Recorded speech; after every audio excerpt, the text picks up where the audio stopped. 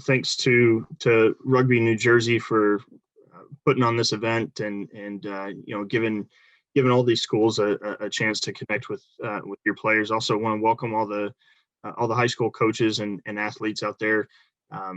It's certainly a pleasure for us to be able to connect with you all, especially during these times when I know this used to be one of the biggest, most sought out events.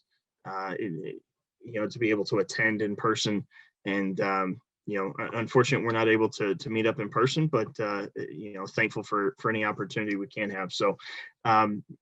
I also joined tonight by two current players, two current students as well. Will Chevalier from our men's team and Emma Federling from the women's team. So here in a second, Will's going to just kind of give a short overview of the men's program. Emma will be able to chime in from the women's side as well, and then be able to answer any questions about their team specifically. But as a whole, just a brief overview of the university. Indiana is the largest in-state school in the state of Indiana. I think current student population is somewhere around 33 to 34,000 students in attendance, and just an endless number of academic opportunities. Obviously, the business school, medical school, and I would probably say our fine arts are the more popular, more kind of sought after programs, although we do have others that through the social sciences, education education and social studies as well. So but Will and Emma can talk a little bit more on that and kind of go into their personal experiences as student athletes. And with that, I'll kick it over to Will if you want to share your screen and take it from there. Sounds good.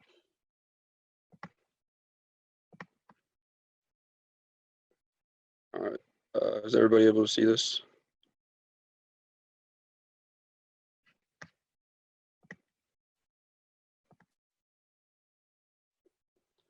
All right, so just a little bit about myself. My name is Will Chevalier. I'm a sophomore at IU right now. A little about my rugby experience. I've been playing for a little over a decade. Grew up playing, came to Indiana. And so last year as a squad, we kind of wanted to come up with a phrase to come into each day with, kind of a mindset. And so we came up with what makes you tick. And so that kind of brings itself down to tradition, intensity, and Kaizen. Kaizen is a Japanese word for constant improvement. So in tradition, our club was established in 1962. We have a very long-lasting and good relation with our alumni. We always are hearing from them. They always want to know about, the current stature of the club, how we're doing, things like that. And so that's where their engagement comes in, as well as diversity. We get players, students from all over. And that just adds to our pool of alumni as we graduate. And so a quote we like to use is standing on the shoulders of giants. We are currently the 5-time Big Ten University 15 champions. And one of our world-class alumni right here is Bryce Campbell, current USA Eagle, capped in the 2019 World Cup. Intensity. So right here, this little photo is kind of what a training session would look like. This would get sent out to the players half hour to an hour before training, so everybody knows what to expect when they show up.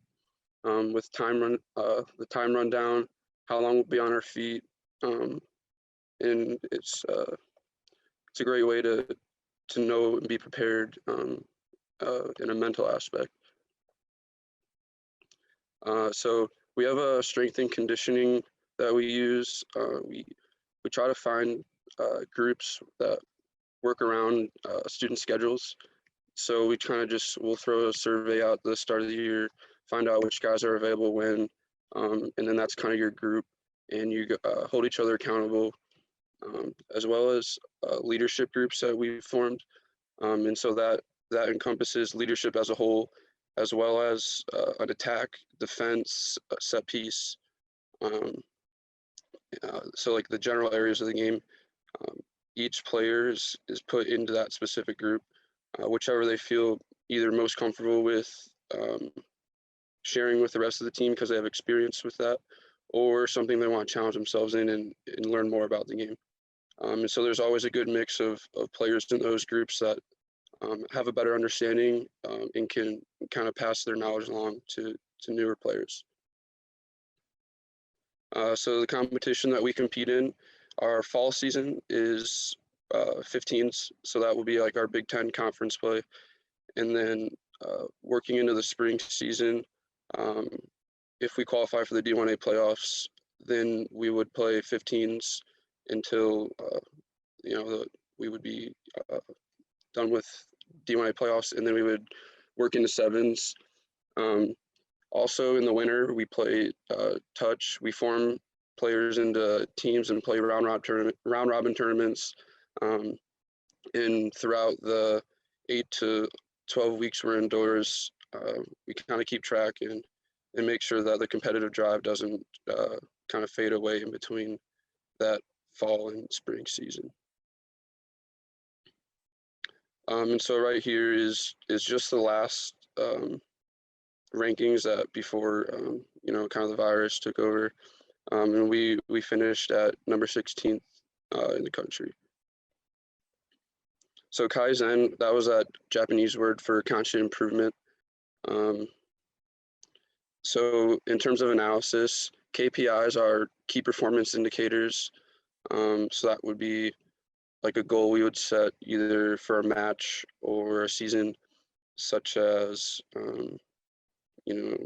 whether or not like you come up with points when you get inside your opponent's 22, and things like that. GPS, at training and during matches, players will wear a GPS system, and then Coach Goonan does a great job of breaking down that data and sharing it to all the players, and we could see our sprint efforts, how far we've run, top speed, average speed, and many more. And video analysis, we film every game. We have film of our opponents, and so weekly we'll break down our last week's game and then look on to our opponent for the following week. So right here would be kind of like a what we would look at in a team meeting following a game. And so right here, this actually highlights one of our losses from last fall against Iona. And we could see IU is the red, Iona is in the black. And we could compare our ball in play and see that we did have the ball more, our scrum success, turnovers, penalties, and this is a great way to see how we progress throughout the season, and also to look and see what we really need to focus on in training in the upcoming week. So through strength and conditioning, those blocks I kind of mentioned earlier, where we form into groups, our nutrition as well, our team, we have documents for all the players that have access to, and they can go into them and see what they can be eating to improve their lifestyle, and what maybe is not so good of a choice, as well as time management, kind of working around being an athlete as well as a student in college, and kind of working around the busy schedule that we come across. And so this picture in the bottom right was over the winter. We had the chance to get a weightlifting session in with Will Fleming. He's all the way on the left in the photo. He kind of gave players some basic weightlifting technique instructions, as well as improved the form of pretty much everybody that was there. And so things like that are ways that the team gets together outside of training. We're always looking for ways to kind of build team chemistry and also improve the team at the same time. So that was a great opportunity for us to develop ourselves, obviously. So personally, personal development, since we are a club team, we as players don't get the facilities that maybe a varsity program would get. And so a lot of times we get together as players outside of training and really focus on what we could do to better ourselves for the team. And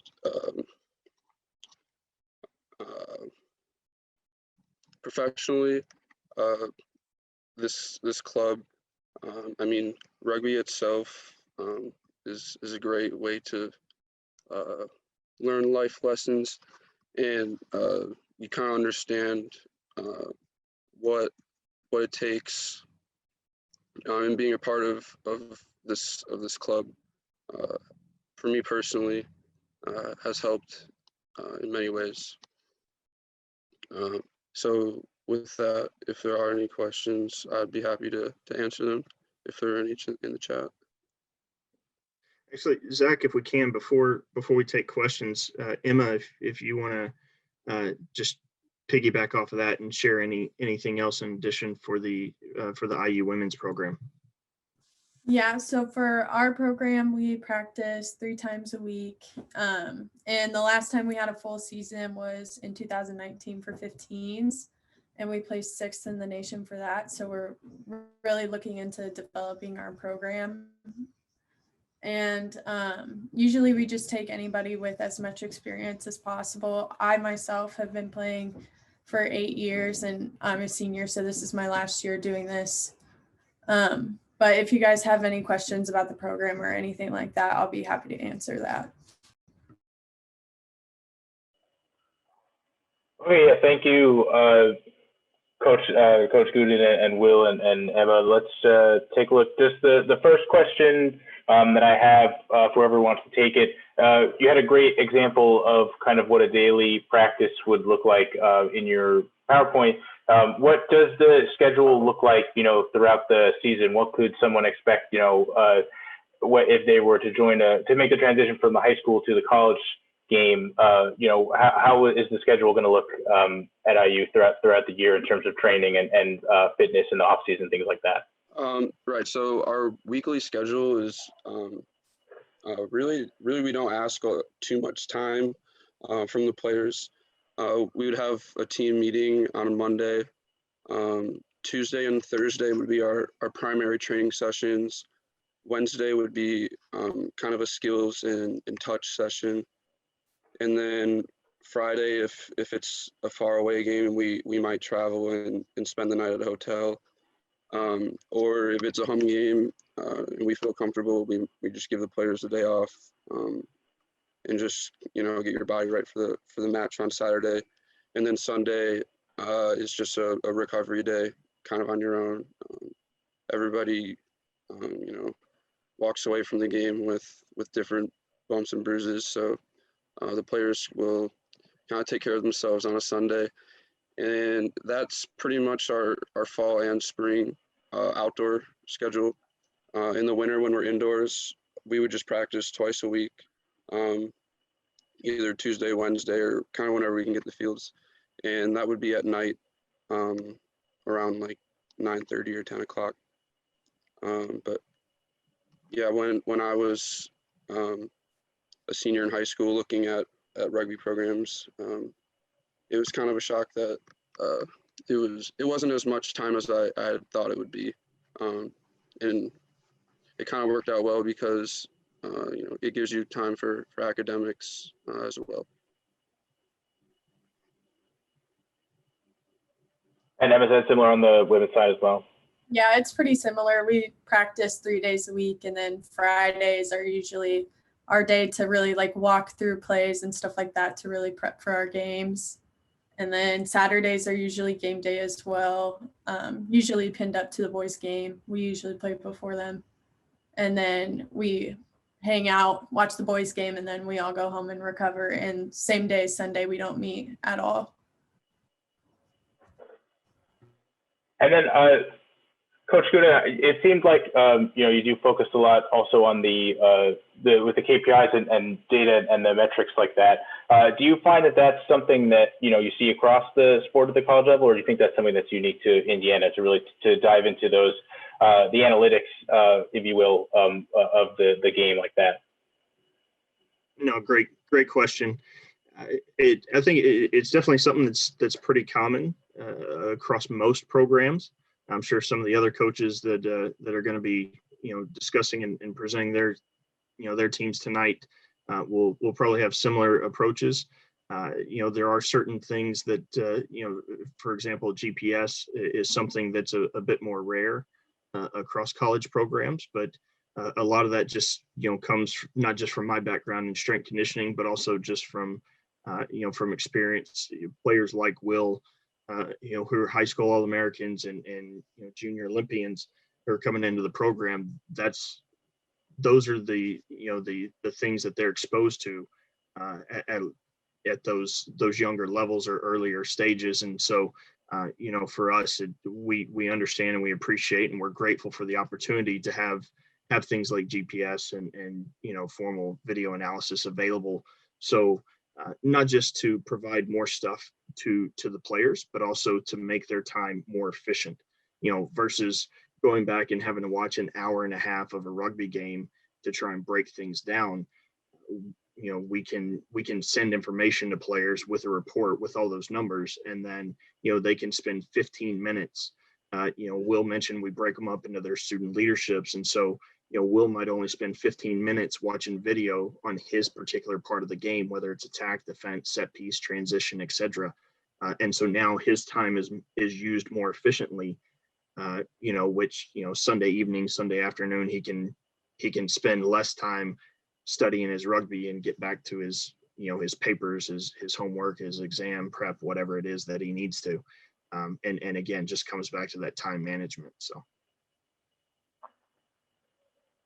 Right. And then now, what advice would you give to these high school players to best prepare themselves to enter the college game, to make that transition from the playing in their high schools locally to enter at the college level? Yeah, great question. And I would say, I think Emma and Will mentioned, watching rugby and getting familiar with it to learn more, but also studying the college game. More and more teams are videoing their games. They're posting it, making it accessible, whether it's through YouTube or some other private channel. So I would really, really learn or watch and get familiar with the college game itself, because how the game is played at the college level is much different than what you see, the pros playing on TV or the international matches. So it gives you a better gauge of the skill level, the competition, the flow of the game and whatnot that you're walking into. And I don't know if Emma and Will might have something else to add to that.